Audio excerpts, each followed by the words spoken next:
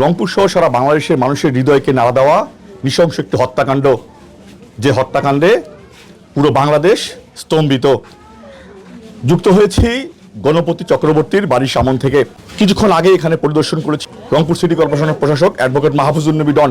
আমরা যদি আপনাদেরকে ক্যামেরার চোখে দেখাতে চাই যে আসলে এই যে ঘটনাটি ঘটেছে, সেই ঘটনাকে কেন্দ্র করে কিন্তু এই পুরো রংপুরে যারা আছেন, যারা সচেতন মহল আছেন এবং সবাই কিন্তু এখানে একটি দুঃখ ভারাক্রান্ত। আমরা যদি এখানে অ্যাডভোকেট মাহফুজুর নবী ডন রয়েছেন, আমরা দেখছি যে তিনি এখানকার যারা নেতৃবৃন্দ আছেন, যারা সনাতন ধর্মের নেতৃবৃন্দ, তার সাথে উনি কথা বলছেন। তিনি বলেছেন যে আসলে জনমনের যে প্রশ্নগুলো উঠেছে, পুলিশকে স্বাধীনভাবে কাজ করতে দিয়ে সেই প্রশ্নগুলো যেন পরিষ্কার করা হয় এবং এই হত্যাকাণ্ডের, এই নৃশংস হত্যাকাণ্ডের যে কোনোভাবেই যেন বিচার এবং তদন্তপূর্বক বিচার সম্পন্ন করা হবে এবং এটা উনি নির্দেশনা দিয়েছেন। আমরা হয়তো তার সাথে কথা বলার চেষ্টা করব এবং আমরা এখানে আপনাদেরকে একটি গুরুত্বপূর্ণ তথ্য জানাতে চাই যে রংপুর যে বার কাউন্সিল রয়েছে, এই বার কাউন্সিল এই মামলার দায়িত্ব নিয়েছেন।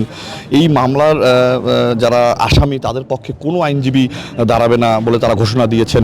তিনি এখানে এসেছেন এবং এসে তিনি আসলে কি দেখলেন আমরা সেই বক্তব্য নেওয়ার চেষ্টা করব। আমরা এই মুহূর্তে অ্যাডভোকেট মাহফুজুন নবী ডন, রংপুর সিটি কর্পোরেশনের কথা বলে প্রশাসক, আমরা তার সাথে যে স্কুলে পড়তাম, রংপুর জেলা স্কুল, সেই স্কুলেরই আমার শ্রদ্ধেয় শিক্ষক, উনি সহ সপরিবারের যে হত্যাকাণ্ডটি ঘটেছে, এটি আসলে ভাষায় প্রকাশ করার যে শব্দগুলো, সেই শব্দগুলো আমি ভুলে গেছি। আমি বুঝতে পারছি না যে কি শব্দ চয়ন করলে এই মৃত্যুর সমবেদনা বা এর প্রতি ঘৃণা এগুলো প্রকাশ করা হবে। আমি অত্যন্ত ব্যথিত। তো এরকম একজন শিক্ষককে সপরিবারে এইভাবে হত্যা, এটা কোনোভাবেই মেনে নেওয়ার মতন বিষয় নয়।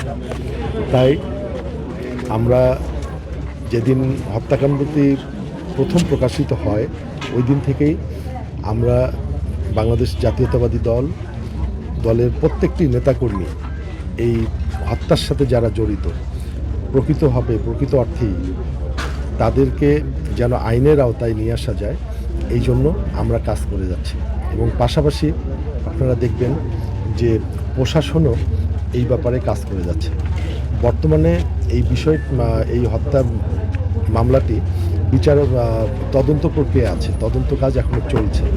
তো আপনারা জানেন যে কোনো একটি মামলার যখন তদন্ত কার্যক্রম চলমান থাকে, ওই সময়টি আসলে অতি উৎসাহিত হয়ে কোনো কথা না বলাই ভালো। তবে আমরা দৃঢ় প্রতিজ্ঞাবদ্ধ, যে কোনোভাবে এই হত্যাকারীদেরকে আমরা ইতিমধ্যে কিছু হয়েছে, শনাক্ত করে তাদেরকে আইন আমলে নিয়ে এসে তাদের বিচারকে নিশ্চিত করব। তো আমরা তো আমাদের নগরপিতা তো একটু আগে বললেন যে আমরা উনি ওই নগরপিতাও আমাদের বলছেন, উনি নিজেও একজন আইনজীবী। উনি বলছেন যে বিশেষ করে এই কেসটার ব্যাপারে রংপুর আইনজীবী সমিতির কোনো আইনজীবী যাতে ডিফেন্সে তাদের পক্ষে মোকদ্দমা পরিচালনা করতে না পারে আসামি পক্ষে, সেই সম্পর্কে উনিও আমাদের অনুরোধ করছেন। তা আমরা মিটিং করব, 2-1 দিনকার মধ্যে মিটিং করে আমরা একটা রেজলিউশন করব যে এত বড় যে নির্মম হত্যাকাণ্ড, তারা তো 164 তারা দোষ স্বীকারও করছে। তাহলে মোটামুটি একটা আইডিয়া এসে গেছে যে তারা হত্যাকাণ্ডের সঙ্গে জড়িত।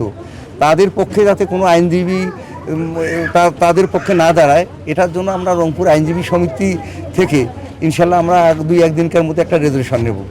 আপনারা শুনলেন যে রংপুর সিটি কর্পোরেশনের প্রশাসক স্পষ্ট বলেছেন যে এই ঘটনার বিচার এবং এই ঘটনার তদন্ত এবং বিচারের ক্ষেত্রে যা যা করা প্রয়োজন সমস্ত কিছু করবে এবং আইনজীবীরা এই মামলার যে আসামি রয়েছেন তাদের পক্ষে দাঁড়াবেন না, এই ঘোষণা তারা দিয়েছেন। এই ছিল আমার কাছে সর্বশেষ। মাহবুব সুমন, 71, রংপুর।